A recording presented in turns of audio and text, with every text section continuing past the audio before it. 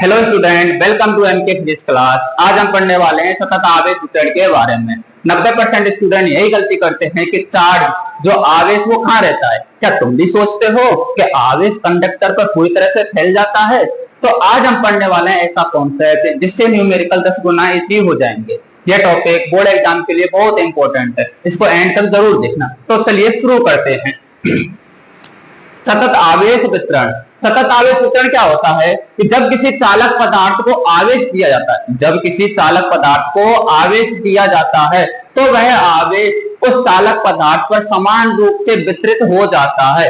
कौन से रूप से? समान रूप से वितरित हो जाता है। इसे ही सतत आवेश वितरण कहते हैं। क्या बोला कि जब किसी चालक पदार्थ को आवेश दिया जाता है तो वह आवेश उस चालक पदार्थ पर समान रूप से वितरित हो जाता है, उसे ही हम सतत आवेश वितरण कहते हैं। इस आवेश वितरण से क्या होता है कि उस चालक पदार्थ के आवेश घनत्व में क्या हो जाती है? वृद्धि हो जाती है। क्या हो जाती है? वृद्धि हो जाती है। तो किसी चालक पदार्थ को आवेश दिया जाता है तो वह आवेश उस पदार्थ पर समान रूप से वितरित हो जाता है। इसे क्या कहते हैं? सतत आवेश वितरण कहते हैं। या परिभाषा रूप में ऐसे लिख सकते हो कि प्रति इकाई विमा में, प्रति इकाई विमा में जो आवेश का वितरण होता है, और आवेश का वितरण किस प्रकार से होगा? समान रूप से। किस प्रकार से होगा? समान रूप से। उसे ही हम सतत आवेश वितरण कहते हैं। क्लियर बात है यहां तक? जो सतत आवेश वितरण होता है वो कितने प्रकार का होता है? 3 प्रकार का होता है। कितने प्रकार का होता है? 3 प्रकार का होता है। पहला रेखीय आवेश वितरण, दूसरा पृष्ठीय आवेश वितरण और तीसरा आयतनिक आवेश वितरण। तीनों के बारे में अपन स्टेप बाय स्टेप कंप्लीट करेंगे।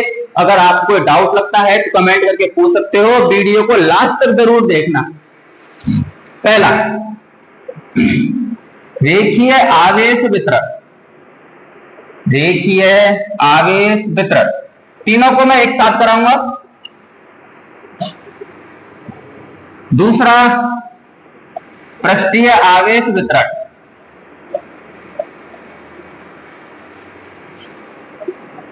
और अपना लास्ट रह जाएगा तीसरा आयतनिक आवेश वितरण। आयतनिक आवेश वितरण। तो पहला करते हैं अपना रेखीय आवेश वितरण। रेखीय आवेश वितरण में क्या होगा कि जब किसी चालक पदार्थ पर आवेश दिया जाता है तो उस चालक पदार्थ पर आवेश का समान रूप से क्या हो जाता है? वितरण हो जाता है। क्या हो जाता है? वितरण हो जाता है। उसे क्या कहते हैं? रेखीय आवेश वितरण। अब घनत्व की बात करें तो प्रति इकाई लंबाई पर, प्रति इकाई लंबाई पर आवेश का वितरण ही, प्रति इकाई लंबाई पर आवेश का वितरण ही रेखीय आवेश घनत्व कहलाता है। मान लेते हैं कोई चालक पदार्थ है। क्या है? चालक है। कौन सा? रेखीय। कैसा है? रेखीय। रेखा के रूप में तो है। इस पर आवेश की मात्रा में अगर समान रूप से वितरित कर दूं, क्या कर दूं? समान रूप से वितरित कर दूं तो वही क्या हो जाता है? अपना रेखीय आवेश वितरण हो जाता है। एक परिवार में एक पिता के 10 बच्चे हैं। मान लेते पिता के कितने बच्चे हैं? 10 बच्चे हैं। अब वो 100 रुपए है उसके पास। कितने रुपए हैं? 100 रुपए। तो वह बच्चों को अगर 10-10 रुपए दे दे, क्या कर दे? 10-10 रुपए दे दे, तो बताओ वहां पर जो पैसों का वितरण था वो समान रूप से था, असमान रूप से था? समान रूप से था। इसी प्रकार से अगर 100 कूलम आवेश को इस रेखीय चालक तार पर दिया जाए तो कितने कितने पॉइंट पर? 10 पॉइंट मान लेते हैं। तो 10-10 कूलम आवेश देगा तो वो किस रूप से होगा? समान रूप से वितरित होगा। कैसे होगा?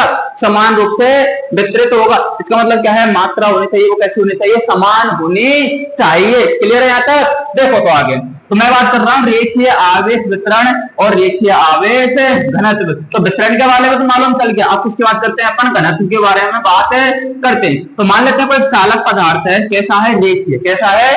रेखीय। इस पर आवेश का वितरण करना कैसे करेंगे? समान रूप से करेंगे। कैसे करेंगे?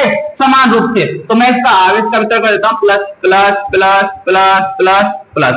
तो आवेश का वितरण समान रूप से कर दिया। मान लेते हैं इस चालक तार की जो लंबाई है वो कितनी है? L है, और जो आवेश का वितरण किया है वो कितना है? Q है। कितना है? Q है। तो रेखीय आवेश घनत्व क्या कहलाता है कि प्रति इकाई लंबाई पर जो आवेश का वितरण होता है, प्रति इकाई लंबाई पर जो आवेश का वितरण होता है उसे ही रेखीय आवेश घनत्व कहते हैं। इंपॉर्टेंट है, वेरी इंपॉर्टेंट है। तीनों डेरिवेशन, तीनों परिभाषा और तीनों से क्या आएंगे? न्यूमेरिकल आएंगे। ध्यान से पढ़ लेना।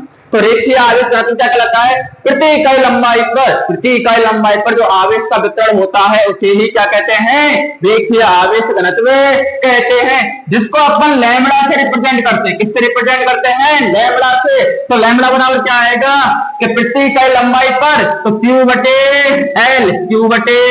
L, तो प्रति इकाई लंबाई पर जो आवेश का वितरण होता है उसको ही रेखीय आवेश घनत्व कहते हैं। ये तो किसके बात था? पूरे निकाय के लिए। किसके लिए बात थी? पूरे निकाय के लिए। अगर आपसे बोल दे किसी अल्पांश के लिए, किसके लिए बोल दे? अल्पांश के लिए, तो लैम्बडा बराबर क्या आएगा? बोलो dQ बटे dl।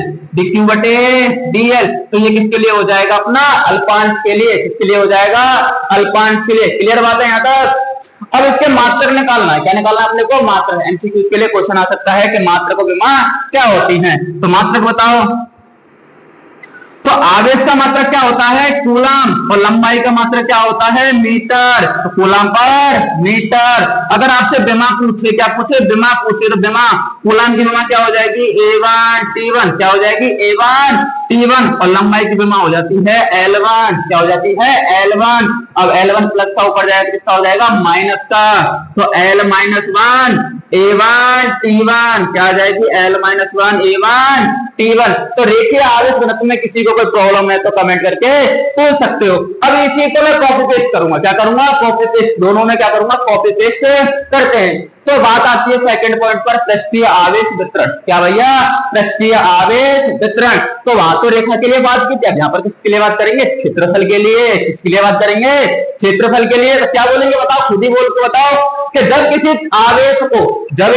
आवेश को चालक पदार्थ के लिए दिया जाता है तो वह चालक पदार्थ का जो आवेश होता है वो पृष्ठ पर क्या हो जाए? समान रूप से वितरित हो जाए। किस पर? पृष्ठ पर या क्षेत्रफल पर समान रूप से वितरित हो जाए तो उसे क्या कहते हैं? पृष्ठीय आवेश वितरण कहते हैं। अगर आपसे बात करें कि पृष्ठीय आवेश घनत्व की परिभाषा बताओ तो क्या बोलेंगे? प्रति इकाई क्षेत्रफल पर आवेश का जो वितरण होता है, प्रति इकाई क्षेत्रफल पर जो आवेश का वितरण होता है उसे ही पृष्ठीय आवेश घनत्व कहते हैं, जिसको अपन सिग्मा से व्यक्त करते हैं। किससे व्यक्त करते हैं? सिग्मा से व्यक्त करते हैं। तो मान लेते हैं कि पृष्ठ क्षेत्रफल है ये वाला।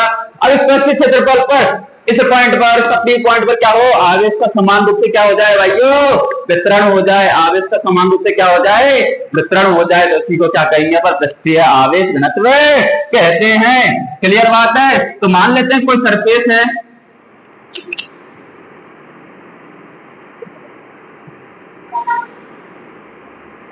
इस पर आवेश समान रूप से वितरित है, प्लस प्लस।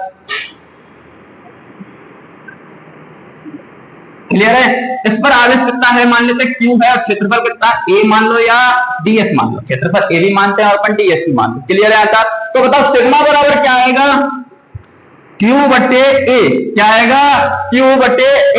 मतलब क्या है कि प्रति इकाई क्षेत्रफल पर, परिभाषा बोलो, प्रति इकाई क्षेत्रफल पर जो आवेश का वितरण होता है, और आवेश का वितरण कैसे? समान है? समान समान। तो प्रति इकाई क्षेत्रफल पर जो आवेश का एक समान वितरण होता है उसे ही पृष्ठीय आवेश घनत्व कहते हैं। क्लियर है यहां तक? अगर मैं अल्पांश की बात करूं तो क्या आएगा? dQ बटे dA या dQ बटे DS।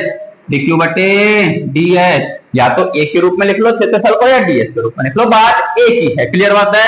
तो सिग्मा बराबर क्या आया? dQ बटे DS या dQ बटे DA या Q बटे A। तो मतलब प्रति इकाई क्षेत्रफल पर जो आवेश का वितरण होता है उसे ही अपन पृष्ठीय आवेश घनत्व कहते हैं। अगर आपसे बोले कि मात्रक और विमा निकाल के दिखाओ तो मात्रक और विमा निकाल के दिखा सकते हो। तो मात्रक बताओ क्या आएगा? कूलम। आवेश का मात्रक कूलम और क्षेत्रफल का मात्रक मीटर स्क्वायर। कूलम बटे मीटर स्क्वायर। अगर बोले विमा निकाल के दिखाओ तो भाइयों निकालो विमा क्या आएगी? कूलम की विमा क्या होती है? A1 T1 upon metre square. क्षेत्रफल की क्या होती है? L2। कितनी होती है? L2। तो final answer L-2 A1 T1।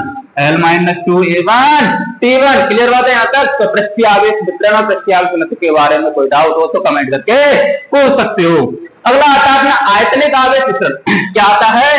आयतनिक आवेश वितरण। तो कोई ठोस बोला है, क्या है, ठोस बोला है या कोई ठोस पदार्थ है, तो उस पर जो आवेश का वितरण है उसके आयतन में समान रूप से क्या हो जाए, वितरित हो जाए, उसके आयतन में क्या हो जाए, समान रूप से वितरित हो जाए, तो वही क्या कहलाएगा, आपका आयतनिक आवेश वितरण कहलाएगा। बताओ तीनों के तीनों कॉपी पेस्ट चल रहे हैं कि नहीं चल रहे?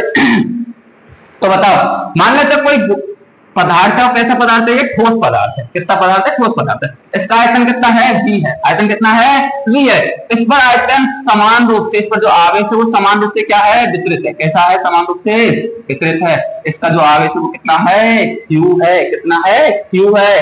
तो क्या बोलेंगे आयतनिक आवेश वितरण में, जब किसी ठोस चालक पदार्थ को आवेश दिया जाता है तो वह आवेश उस चालक पदार्थ के आयतन में अगर समान रूप से, कैसे, आयतन में समान रूप से वितरित है तो वही क्या कहलाएगा, अपना आयतनिक आवेश वितरण कहलाता है। क्लियर है? अगर बोले आपको आयतनिक आवेश घनत्व के बारे में बताओ तो क्या बोलेंगे कि प्रति इकाई आयतन पर जो आवेश का वितरण होता है, प्रति इकाई आयतन पर जो आवेश का वितरण होता है उसे क्या कहते हैं, अपन आयतनिक आवेश घनत्व कहते हैं, जिसको अपन रो से रिप्रेजेंट करते हैं। किससे रिप्रेजेंट करते हैं, रो से। तो रो बराबर क्या आएगा, बोलो Q बटे V। तो प्रति इकाई आयतन पर जो आवेश का वितरण है उसको ही आयतनिक आवेश घनत्व कहते हैं। अगर मैं आपसे अल्पांश के लिए बात करूं तो क्या आएगा, बता सकते हो? तो बताओ कमेंट करके, तो dq बटे dv।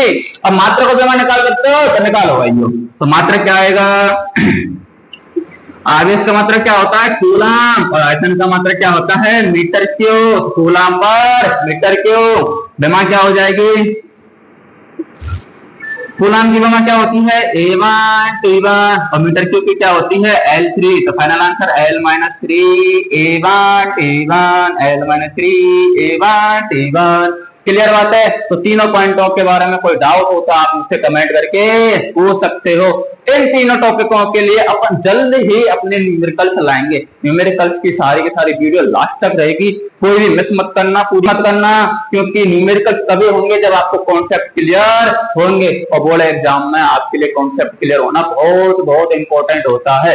अगर आपको वीडियो अच्छी लगी तो लाइक करना, कमेंट करना और शेयर करना। क्लियर?